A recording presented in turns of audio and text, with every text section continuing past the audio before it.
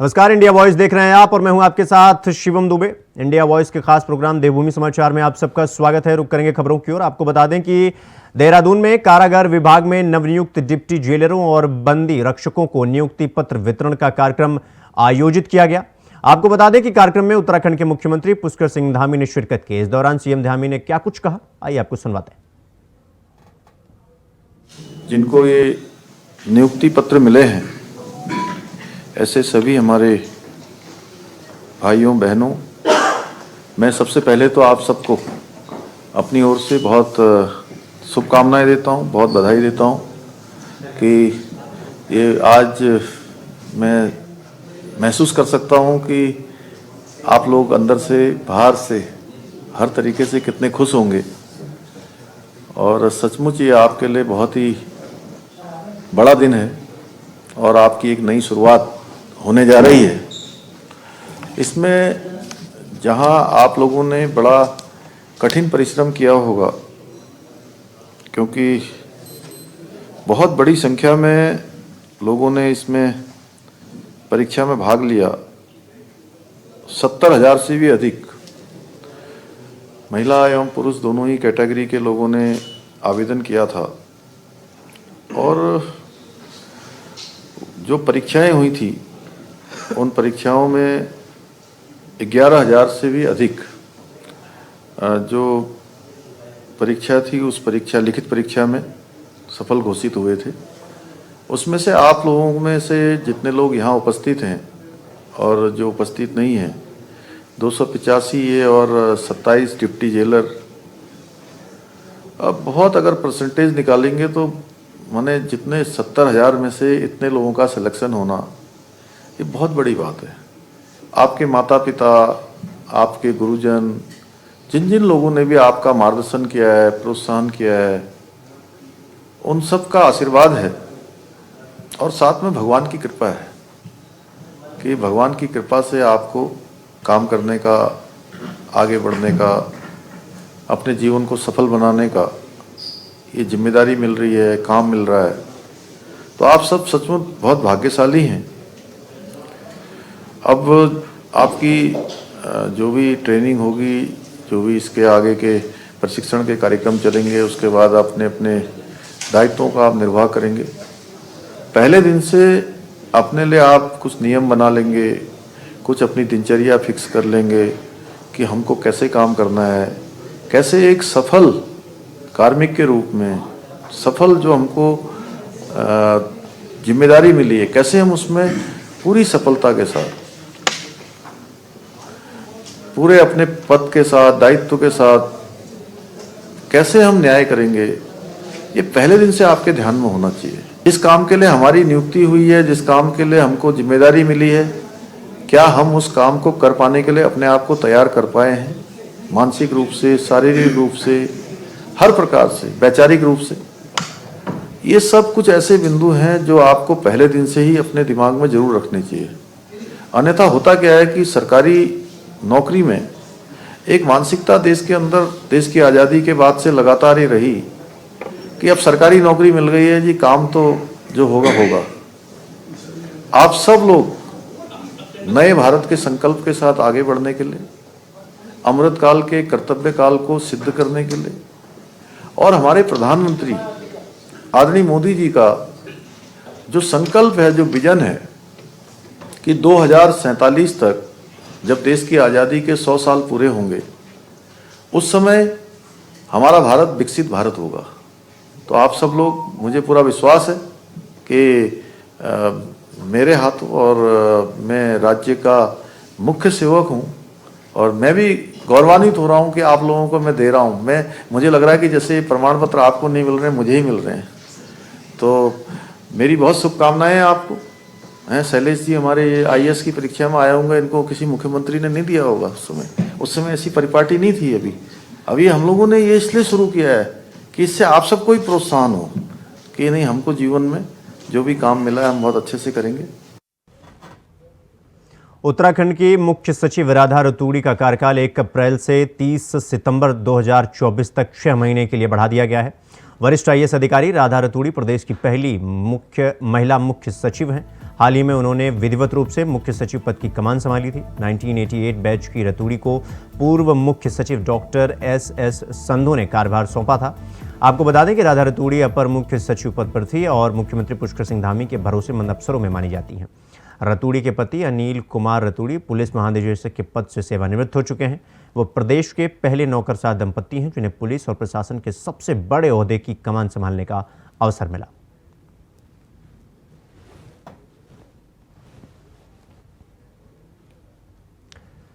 इस खबर पर ज्यादा जानकारी के साथ हमारे संवाददाता अभय केंतुरा हमारे साथ जुड़ गए हैं। अभय, मुख्य सचिव राधा रतूड़ी का कार्यकाल 6 महीने के लिए सरकार की तरफ से बढ़ा दिया गया है, इसके पीछे की कोई खास वजह?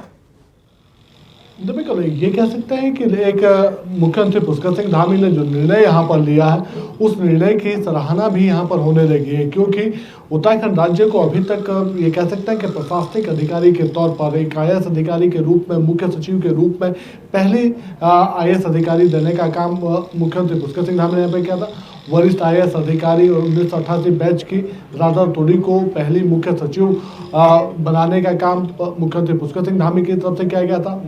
वरिष्ठता के आधार पर वो यहाँ पर इस सूची में आती है, लेकिन अभी तक जिस प्रकार से यहाँ पर देखने को मिला था कि जो भी मुख्य सेवक यहाँ पर होता था, मुख्यमंत्री जो भी यहाँ पर होता था, वो अपने हिसाब से अपने मनमाफी जो अधिकारी होते थे उन्हें अपनी पोस्ट देने का काम यहाँ पर करते थे ताकि काम उनके अनुरूप यहाँ पर हो सके। लेकिन मुख्यमंत्री पुष्कर सिंह धामी का जो काम करने का जो तरीका है, जो उनकी कार्यशैली है, वो सबसे अलग शैली है, जनहित की शैली है और जनता की जो डिमांड होती है, यानी जनता की जो समस्याएं होती हैं, उन समस्याओं के निदान करने वाली उन शैली को कहा जा सकता है। और ऐसे में जब राज्य के भीतर एक IAS अधिकारी को मुख्य सचिव बनाने की बारी आई थी तो मुख्यमंत्री पुष्कर सिंह धामी ने अपने भरोसेमंद, ये कह सकते हैं कि जो वरिष्ठता के आधार पर यहाँ पर सबसे ऊपर थी वरिष्ठ IAS अधिकारी राधा रतूड़ी, उनको मुख्य सचिव बनाने का काम यहाँ पर किया था।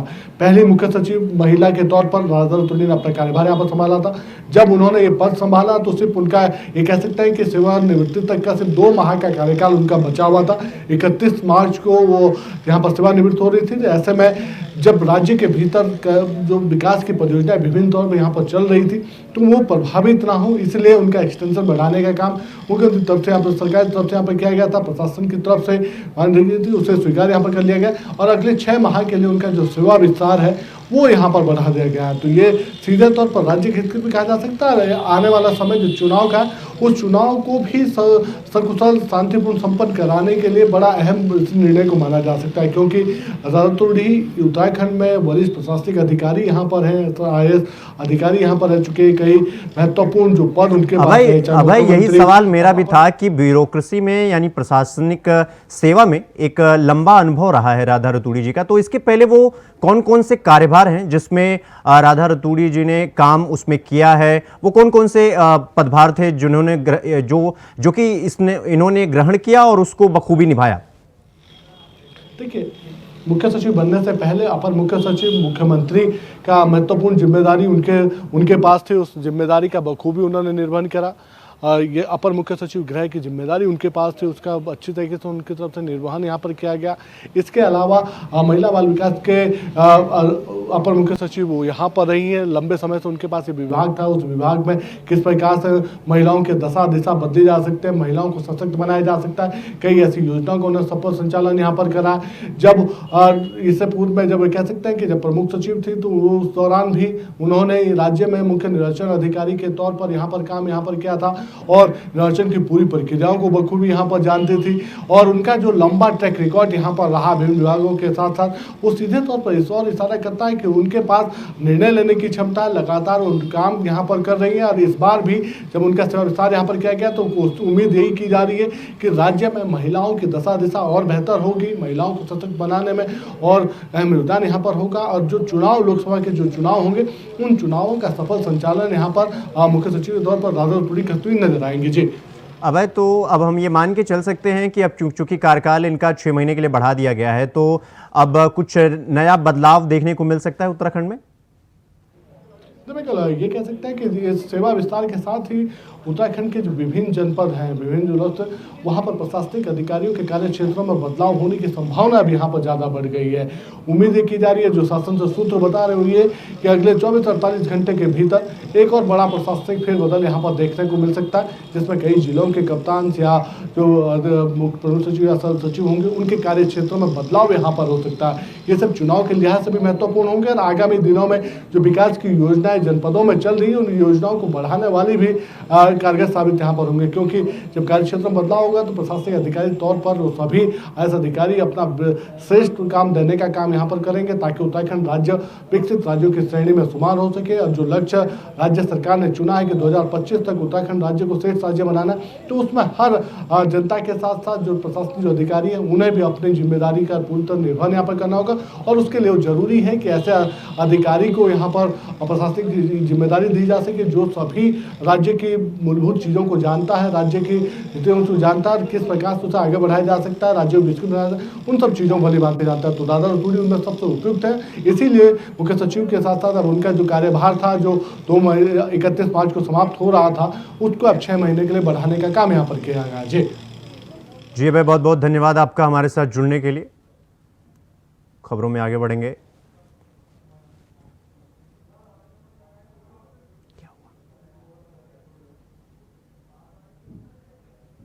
तो 30 सितंबर 2024 तक मुख्य सचिव, महिला मुख्य सचिव राधा रतूड़ी का कार्यकाल बढ़ा दिया गया है।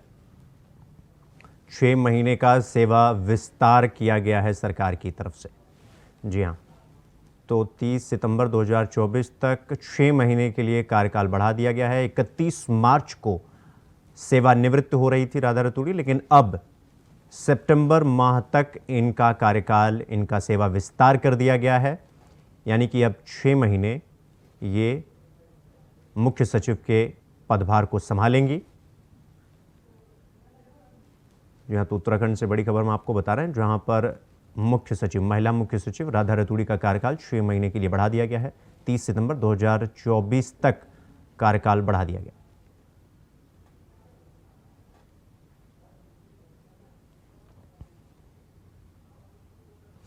तो वहीं हल्द्वानी से बड़ी खबर, वन विभाग ने अतिक्रमण पर अभियान चलाया हुआ है। गौलापार के बागजाला में अभियान ये चलाया गया है। 8 निर्माणाधीन भवनों पर कार्रवाई की गई है। जेसीबी से 8 निर्माणाधीन भवनों को ढहा दिया गया है। एसडीएम, एसपी सहित तमाम पुलिस फोर्स मौके पर मौजूद है और वन विभाग की जमीन पर कब्जा करके जो भवन बनाए गए थे उन पर सरकार की तरफ से, प्रशासन की तरफ से कार्रवाई की गई है। बुलडोजर कार्रवाई देखने को मिली है। आपको बता दें कि अभी कई और कब्जे जो चिन्हित किए गए हैं उसमें भी वन विभाग और प्रशासन की तरफ से कार्रवाई की जानी है। कब्जे पर जमीन बेचने वालों की जांच पड़ताल में भी प्रशासन और वन विभाग की टीम जुटी हुई है।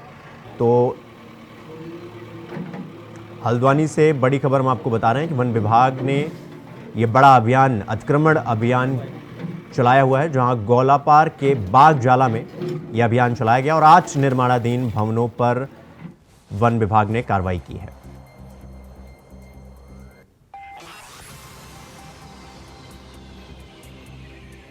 हमारे साथ इस खबर पर अमित चौधरी, हमारे संवाददाता लाइव हैं। अमित, सरकार की तरफ से और प्रशासन, वन विभाग की तरफ से जो ये कार्रवाई की जा रही है अतिक्रमण को लेके, कौन कौन से वो जगह हैं जहां कार्रवाई की जा रही है और जहां कार्रवाई की जानी बाकी है? देखिए, बिल्कुल बात की जाए, जिस तरीके से बीते 8 फरवरी के बाद हल्द्वानी के बदरपुरा क्षेत्र में जो अतिक्रमण हटाने की कार्रवाई की गई थी, उसके बाद अब गौलापार क्षेत्र से जो बागजाला क्षेत्र है वहां पर एक बड़ी कार्रवाई प्रशासन के द्वारा की गई, जिसमें वन विभाग की जमीन जो लंबे समय से यहाँ पर जो भूमाफिया थे उसको बेच रहे थे, वहाँ मकान बनाए गए थे और उसको कहीं ना कहीं आप वन विभाग कहीं ना कहीं उसको अपने कब्जे में लेते हुए यहाँ पर कार्रवाई की है। और वहाँ के लोगों को पहले ही यहाँ पर नोटिस चपटा कर दिया गया था कि जो अवैध मकान यहाँ पर बने हुए हैं उस पर तोड़ा जाएगा। तो जो तस्वीर आज की है बदरपुरा के उलट यहाँ दिखाई दी गई। लोगों की तरफ से इस तरीके का विरोध नहीं दिया गया, क्योंकि लोगों को पता था कि ये जो जमीन है वन विभाग की है और यहाँ पर अतिक्रमण, अवैध अतिक्रमण उसको किया गया था, इसलिए वन विभाग उसकी कार्रवाई कर रहे हैं। और उसको लेकर के हालांकि हल्का फुल्का लोगों में नाराजगी थी कि वो उनके बच्चे बताए घर छोड़ा जा रहा है, लेकिन क्योंकि हाईकोर्ट के आदेश के बाद और राज्य सरकार के आदेश के बाद में अतिक्रमण मुक्त यहाँ पर उत्तराखंड किया जा रहा है, उसमें वन विभाग की जमीन हो, नगर निगम की जमीन हो, रेलवे की जमीन हो, सब जगह पर अतिक्रमण मुक्त वाली कार्रवाई चल रही है। तो उसको लेकर के हल्द्वानी के बालापार क्षेत्र में बागजाला क्षेत्र है, जिसमें यहाँ पर कई मकान ऐसे थे जो यहाँ पर अवैध घोषित किए गए थे, और अभी भी क्योंकि यहाँ पर कई 8 बड़े मकान है, यहाँ पर उनपे लगातार कार्रवाई यहाँ पर की गई है, और उसके बाद आगे भी यहाँ पर कार्रवाई करने की बात की जा रही है। तो साफ तौर से बनवरपुरा के बाद यहाँ पर एक बड़ी कार्रवाई हुई है, और बागजाला में लोगों को यहाँ पर जो अवैध मकान थे उनको तोड़ा गया है, जिसमें प्रशासन, स्थानीय प्रशासन की बात की जाए, वन विभाग की बात की जाए, और यहाँ पर जो पुलिस विभाग की बात की, तो तीनों ही तरीके यहाँ पर पहुंच के इस कार्रवाई को कहीं ना कहीं अंजाम दिया गया है। जी, एक सवाल ये भी है कि प्रशासन या वन विभाग की तरफ से जो कार्रवाई की जा रही है, कार्रवाई करने से पहले यानी निर्माणाधीन जो भवन थे इनको ढहाने से पहले क्या नोटिस उनको कोई सूचना दी गई या सीधा कार्रवाई होने लगी?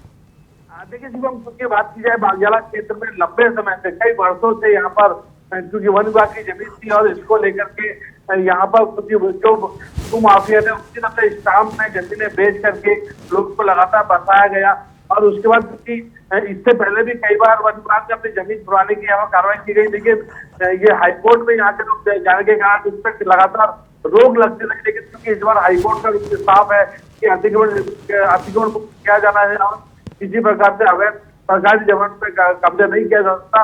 तो उसके बाद क्योंकि सरकार की तरफ से यहाँ पर वन विभाग की तरफ से लगातार नोटिस पहले ट्रांसफर कर दिए गए थे, और अब आज कार्रवाई की बात की गई थी, तो उसमें कई मकान ऐसे थे जो यहाँ पर लोगों के द्वारा खाली भी कर दिए गए थे। और अभी क्योंकि ये जो अतिक्रमण की कार्रवाई है कि आगे और चलने वाली कई जगह ऐसे हैं बागजाला के अंदर जो चिन्हित की गई है, वहां पर कार्रवाई नहीं हुई, लेकिन जिस तक की कार्रवाई यहाँ पर आप उससे देखा जा सकता है कि जो मुख्यमंत्री पुष्कर धामी के आदेश के बाद से लगातार यहाँ पर जो प्रशासन है वो सख्ती बरते हुए, और किसी प्रकार से यहाँ पर आतंकवादी को बख्शा नहीं जाएगा। इसमें एक चीज और है शिवम, यहाँ पर जो स्टाम्प के से जो भूमाफिया ने जो जमीनें बेची है उनकी भी जांच की जा रही है, और अगर इसमें कोई लिप्त पाया गया तो उसके खिलाफ भी यहाँ पर कड़ी कार्रवाई की जाएगी। उसको लेके भी आप कहीं ना कहीं जो जी बहुत बहुत धन्यवाद आपका हमारे साथ जुड़ने के लिए। तो वहीं उत्तराखंड महिला कांग्रेस के प्रदेश अध्यक्ष ज्योति रौतेला ने दिल्ली में पार्टी के राष्ट्रीय अध्यक्ष मल्लिकार्जुन खड़गे से मुलाकात की और पौड़ी लोकसभा को लेकर अपनी दावेदारी जताई। ज्योति रौतेला ने कहा कि कांग्रेस पार्टी महिलाओं को 33% लोकसभा और विधानसभा चुनाव में आरक्षण की पक्षधर रही है। आगे उन्होंने कहा कि संगठन को मजबूत करने के लिए महिला कांग्रेस लगातार प्रदेश भर में नारी न्याय सम्मेलन आयोजित कर रही है।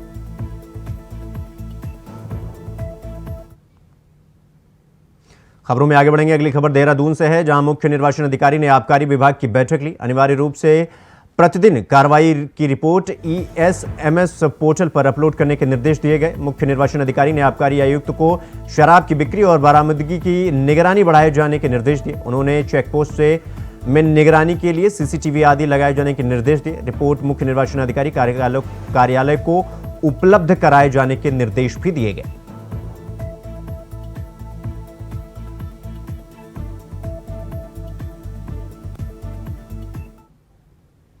खबर देहरादून से है, जहां सचिवालय में सचिव आयुष एवं आयुष शिक्षा द्वारा प्रदेश में आयुर्वेद को बढ़ावा देने जाने के लिए विशेष विशेषज्ञों से सुझाव लिए जाने के लिए बैठक का आयोजन किया गया। इस बैठक में देश भर से 40 से अधिक प्रतिष्ठित आयुर्वेदिक शिक्षाविदों, विशेषज्ञों और चिकित्सकों ने हिस्सा लिया। बैठक की अध्यक्षता आयुष सचिव डॉक्टर पंकज कुमार पांडे ने की, जिसके द्वारा बैठक की शुरुआत में सभी प्रतिभागियों को बताया गया कि प्रदेश सरकार का उद्देश्य उत्तराखंड को वैश्विक पटल पर सबसे अच्छे आयुष गंतव्य के रूप में स्थापित करना है।